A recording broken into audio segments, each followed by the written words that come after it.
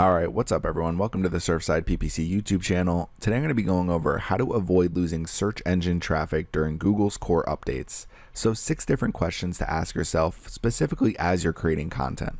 So Google recently released an article on August 1st about what webmasters should know about Google's core updates.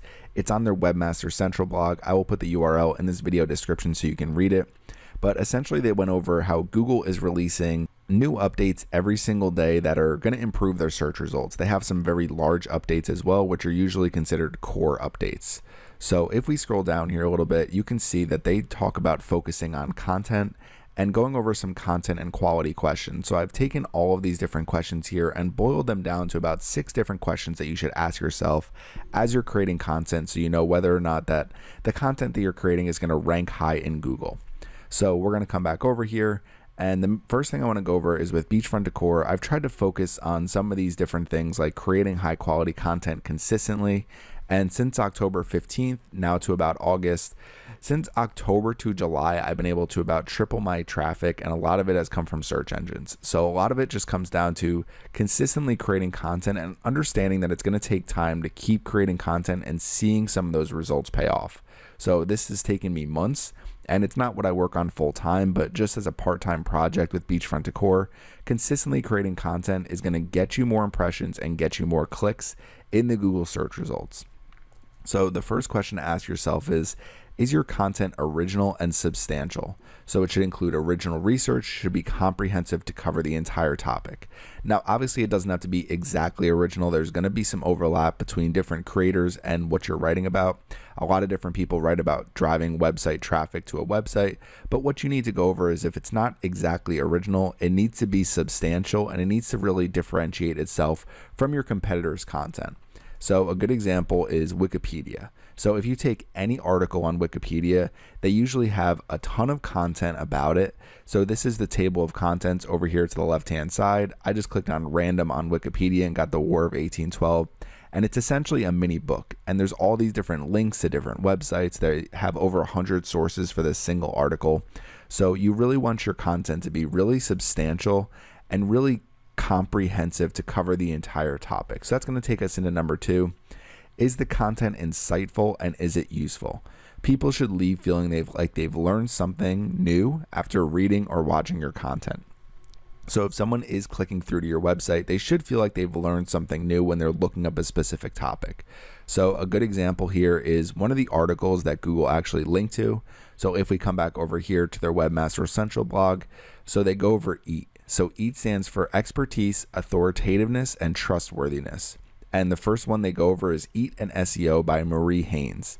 So if we come over here, we see mariehaynes.com/EAT. So it's a really good article and really it follows the exact guidelines above. So I would consider their content to be insightful and useful, and I felt like I learned something new after I read it. So you really want to keep that in mind as you're creating new content. So the next thing to ask yourself is the page title descriptive? Does it avoid being shocking? So it should be descriptive and not over the top. So for example, I'm going to come over here. If I Google YouTube advertising strategy, so you're going to see the 4 headlines here. They're all really good and related to creating a YouTube advertising strategy. So easy tips for more profitable YouTube advertising, create a robust YouTube advertising strategy, YouTube ads for beginners, and the complete guide to YouTube ads for marketers.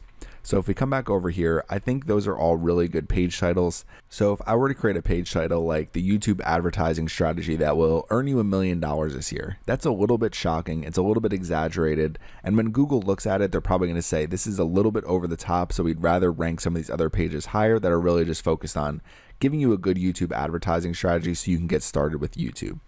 So the next thing is, does the author or website have expertise on the subject? So I'm going to go into the same exact example I just used. So all 4 of these websites, ppchero.com, wordstream.com, hubspot.com, and hootsuite.com, all have a lot of authority when it comes to marketing, when it comes to paid advertising. So when I search something like YouTube advertising strategy, Google is going to put a lot of their results first because they have a great history of creating a lot of really good content for people, especially around these types of topics. So 3 and 4, making sure that your page titles are descriptive and making sure you have expertise on the subject. Now, if you're just getting started with creating content, just understand that it's going to take a little bit of time to grow your expertise. Even me as Surfside PPC, I'm still trying to create more and more content on my website and hoping that it will continue to pay off as I keep creating more content around some of these different topics. So the next one to go over is the content easy to read? So content needs to be free of grammatical errors, it needs to avoid having too many ads, and needs to be easy to read on a mobile device. So if you have a website with too many ads or a website that's very difficult to use on a mobile device, Google just isn't going to rank it as high because so many people are searching on mobile devices now, and there's so many different experiences that people can use that they're really looking to give people content that offers a great user experience as well. So even if you have the best content, if it's not easy to read, then Google isn't going to rank you as high in the search results. Now, number 6, and last but not least, is the content the best solution on the internet? So if you compare your content to other content that your competitors have created as well, which is more comprehensive, useful, relevant, and user-friendly? So this is really where you should focus your efforts on, is trying to create the best content you possibly can for any topic that you're covering, for any keyword that you're targeting. So a quick example here is just the best movies of the 2000s. So you can see right here, the top 4 ones are Rotten Tomatoes, Complex.com, MentalFloss.com, and IMDb.com. So this was 140 essential movies of 2000, so a good descriptive title. Now this one, Mental Floss right here, I want to go over real quick. So this is just the 20 best movies of the 2000s. So it was created, or at least last updated, April 10th, 2019. So it goes over all these different movies. For each movie, they include a trailer. For each movie, they also include a description of the movie and why they think it's one of the best movies of the 2000s. So a great article, and even though they don't have 140 options, they just have the 20 best possible movies.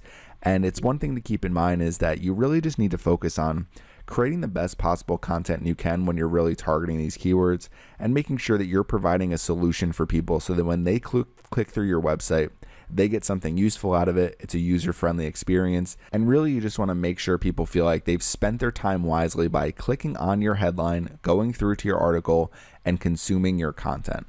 So to come back over here, so one thing that I've been working on is an article here is Google Ads attribution models explained with best practices. So I feel like when someone is looking up attribution models, they can learn about all the different types of attribution models. And I'm still working on this article here, but if we scroll down, you can see I have a video here. We keep scrolling down. I have the different attribution models explained. So it's data driven, last click, first click, and then if I keep scrolling down, I go over some best practices here. So using the search attribution report. Now this is an article I want to continue improving over time. So as I improve it, I want to make sure I keep it updated. So let's just say I go in, and in September 1st, I go in and update it. I'm also going to update the date here. I'm going to make sure I'm adding new images, new content here, and as much as I possibly can so that people feel like they have a positive user experience when they come to my website and actually read my articles. And this is just something I need to rinse and repeat over and over again with every different type of topic that will help people understand Google Ads or understand marketing or paid advertising in general. So if you have any questions about this, please leave them in the comments section. I highly recommend checking out Google's article here about the Google Core Update so you can learn more and more about it, and you can keep your website up to date and keep your content ranking as high as possible in search engines. So thanks for watching my video today, and make sure you subscribe to the Surfside PPC YouTube channel.